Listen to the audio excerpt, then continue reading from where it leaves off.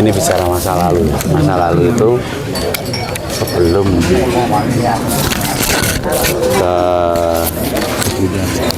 hijrah, istilahnya sekarang. Itu setiap hari saya selalu mendampingi Pak. Kemanapun saya mesti ada baju, mesti ada saya.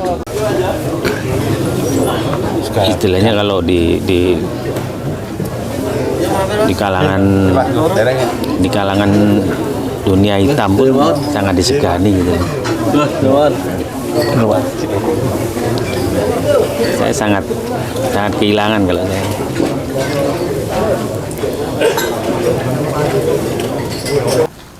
Assalamualaikum warahmatullahi wabarakatuh. Bismillahirrahmanirrahim. Hari ini teman-teman sudah ke rumah beliau atau rumah almarhum untuk mengadakan silaturahmi sekalian doa bersama. Bismillah, mari kita ke sana. Bismillahirrahmanirrahim.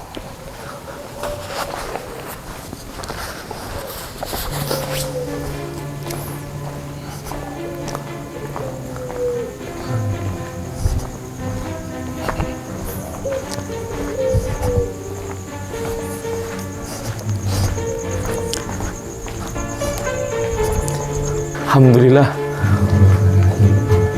ratusan jamaah yang hadir hari ini, dan alhamdulillah tidak ada undangan khusus, tapi memang dari niat kita. Masya Allah.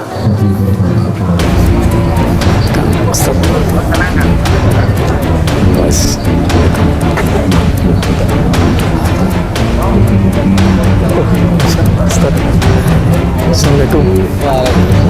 Masya Allah. Masya Allah. Masya Allah. Sebentar Kak, salaman dulu.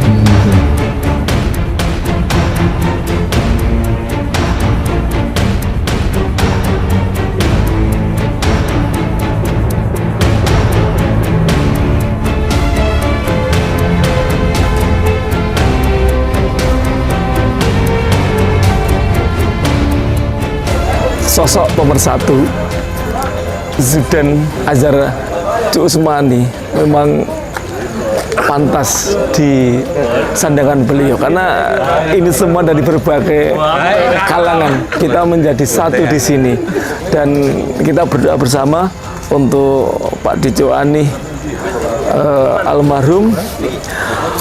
Walaupun dia sudah meninggal, tapi tetap amalannya itu masih sampai sekarang itu masih berjalan. Buktinya apa? Buktinya ini semuanya, Masya Allah. Ukuahnya luar biasa sampai sekarang. Dan mereka adalah dulu kombatan-kombatan, dan mereka dulu adalah mantan-mantan preman yang dulu pernah bergelut di dunia hitam. Tapi Masya Allah, sekarang menjadi iri semuanya. Ini istiqomahnya beliau. Ini berkat siapa? Karena Allah, dan insya Allah ini akan terjalin tetap. Satu, kematian beliau membawa wasilah untuk masuk Islam. Yang kedua adalah, dulu kalau orang Jawa itu mengatakan balungnya sudah habis, ini dipersatukan lagi. Yang dulu sudah tidak tahu kemana rimbanya, dan hari ini kita bisa dipersatukan lagi di tempat ini, silaturahmi kembali dan menjalin ukhuwah seperti dulu lagi. Masya Allah. 64. Ini ya, ini dicewel-cewel ini sampai putus gitu ya, tapi karena saya punya rawa rontek sambung lagi. Sekarang sudah nggak nakal Pak? Makin nggak berani. Malu salah ngodan komandan ini. Belak kapok.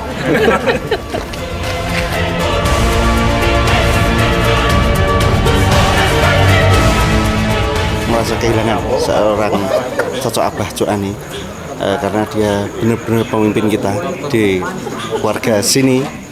Cuma benar, kita sekarang tinggal mengenang karya-karyanya aja. Mualaf santai ini dibantu konsep mereka kasihan. Terus wong hijrah memang dijak ngalor ngidul, waktu sosial tok kan begitu. Tapi penataan hati ini, penataan akidahnya tidak ada. Jadi, dan ketika itu sudah dianggap satu kebenaran, ya hijrah hanya sebatas seperti itu. Tidak ada perubahan nanti, hanya perubahan sosial yang terjadi itu tidak seberapa. Ya.